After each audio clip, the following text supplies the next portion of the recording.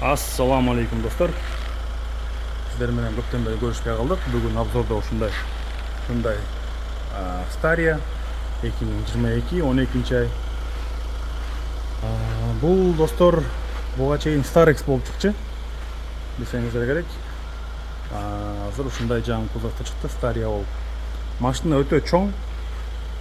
Чоңдугу боюнча кандай десек болот. Жана Mercedes Vito'лордон да чоңураак.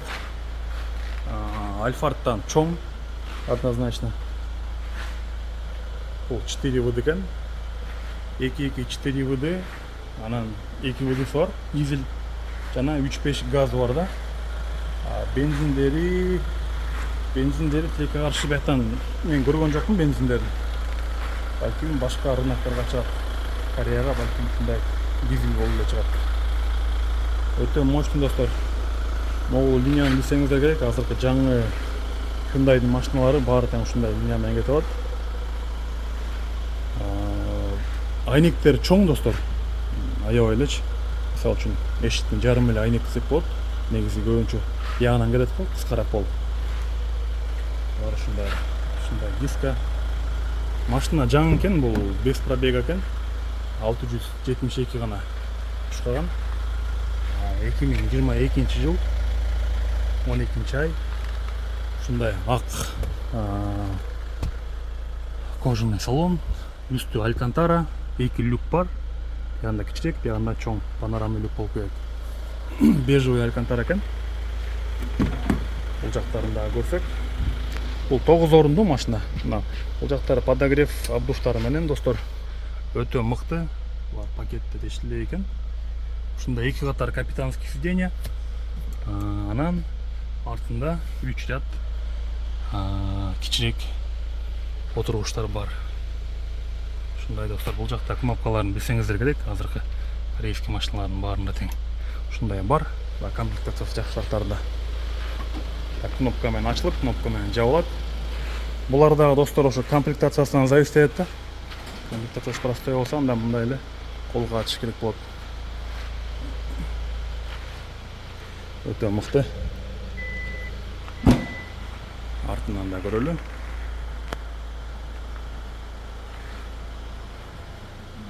Так, ушундай впритык келет экен акыркы ряд. Машина чоң, булардын грузовой варианттары да бар. Алдыңкы 2 эле сиденье, же 3 сиденье болот, алдыңкы ряд. Ошол жак болот да, арты мындай эле грузовой болот. Айнектери жоктору да бар. Анан арткы экинчи рядта дагы отургучтар болуп туруп, андан бер жагы грузовой болгондор да бар. Ушундай. Фараларын караңыздар достор. Өтө кооз. Бул жактары дагы күйөт. Эми ичин көрсөк, так, электросиденье. Жаңы ушундайлардын машинасы окшош баары тең эле. Рульдары да ушундай. Жактарында чечилди экен, керек болсо пакеттери. Так, панель ушундай болот достор, бул жагы. Ушундай кичинекей панель дагы. Анан биякта чоңураак жанагындай мультимедиасы келет. Коробкасы ушундай кнопочный. Так, бул жактарында дагы мощный подсветкасы бар экен. Биягында атайын. Нишчасы бар. Бир нерселер салып койсо болот. Так, мына светти күйүз коеюн. Так, мынакей достор. Мындай подлокотниктер аябай ыңгайлуу. Жанагы жаңы палисадтардыкында ушундайлар бар го, капитанский сиденьялар. Ошондой, бул жагында да климат контроль бар артында. Биягында камерасы да бар экен. Бияктан эле көрүп койсо болот, алькантара. Өтө жакшы. Так, бул жагында жанагындай электронный панель приборов. Комплектациясы полный экен достор. 4 ВДС, подогрев руля, электроручник кыскасы. Бош жер жок, баары тең. Полный. Опцияларын баары тең бар.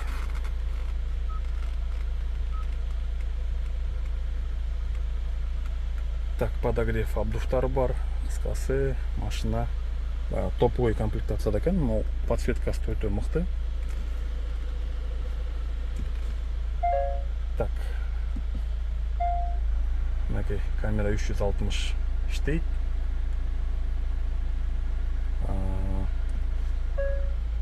качествосы өтө жакшы.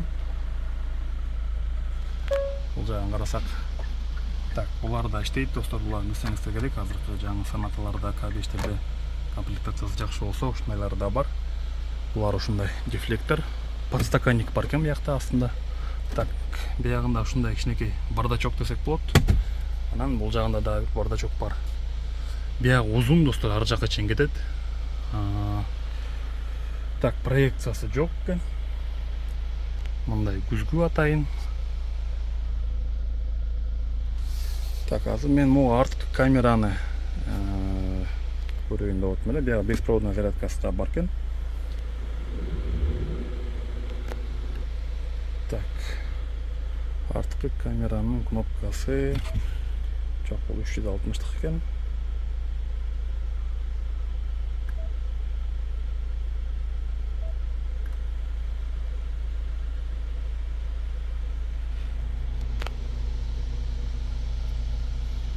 Жок достор, мен таап алган жокмун, бирок ушул жерде ушундай камера бар экен.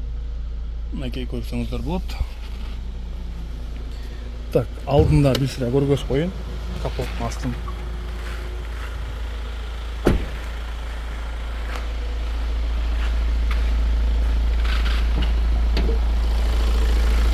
Так, мынакей достор, 2.2 дизель турбинасы менен.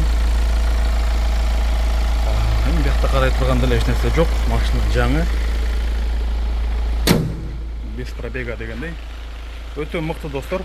Ушундайлардан да заказ кылсаңыздар болот. Эгер мисалы үчүн дизелден коркуп атсаңыздар, Кыргызстанга барганда кандай болот, дизель кымбат, качествосы начар дегендерге газдарын сунуштайм достор. 3.5 газ, өтө күчтүү мотор ал. Жана К7лерди билсеңиздер керек, Грандеурлардыкы 3 куб болот, а булар жаңылары 3.5 болуп чыгып атат. 3.5 буга кенен жетет, экономичный да болот. Анан баягы ресурс да көбүрөөк болот да.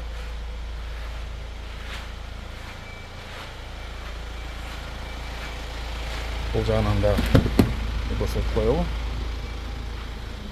Өтө мыкты достор.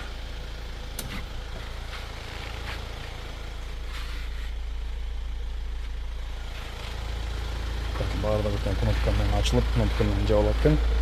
Комплектациясы жакшы. Баалары боюнча достор, баалары мен азыр вон менен айта кетейин, баалары 30 миллион вондон башталат. Көрүнүштөр жанагы долларга которуп эсептеп көрсөңүз болот. Албетте комплектациясына, состояниясына жараша. Алар газдар да эң арзандар. Анан бул дизелдер кичине кымбатыраак болот. 4 ВДС да кымбатыраак, андан да ушундай достор. Кайрылыңыздар. Дагы көбүрөөк тартканга аракет кылабыз. Могу күндөрү кичине убакыт болбой калды.